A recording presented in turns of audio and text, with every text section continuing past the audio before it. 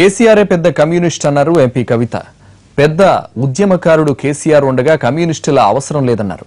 TRS భవన్లో ఏర్పాటు చేసిన మేడే ఉత్సవాల్లో కవిత పాల్గొన్నారు. పార్టీ జెండాను ఎగురవేశారు. కేంద్రం కార్మిక వ్యతిరేక విధానాలకు పాల్పడితే పార్లమెంట్లో ఉద్యమిస్తామన్నారు కవిత.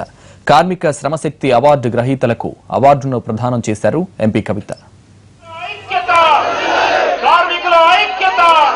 పెద్ద ఎత్తున హాజరైనటువంటి కార్మిక సోదరులందరికీ కూడా మేడే సందర్భంగా శుభాకాంక్షలు తెలియజేసుకుంటా ఉన్నాను.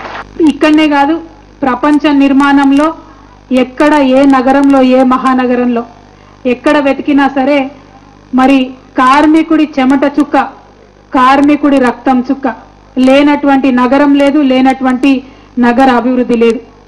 మేడే అంటేనే కార్మికుడు తన రక్తంతోని, చెమటతోని అభివృద్ధి చేసినటువంటి ప్రపంచం అని అర్థం. ఇవాళ మేడే జరుపుకుంటున్నామంటే ఖచ్చితంగా కార్మికులందరం కూడా మనం ఆలోచన చేసుకోవాలి. ఎందుకంటే ఇవాళ రేపు ఈ ఇంగ్లీష్ దినాలు వచ్చిన తర్వాత ఒకడు బర్త్డే అంటాడు, ఒకడు యానివర్సరీ అంటాడు, మ్యారేజ్ డే అంటాడు, ఈ డే అంటాడు, ఆ డే అంటాడు.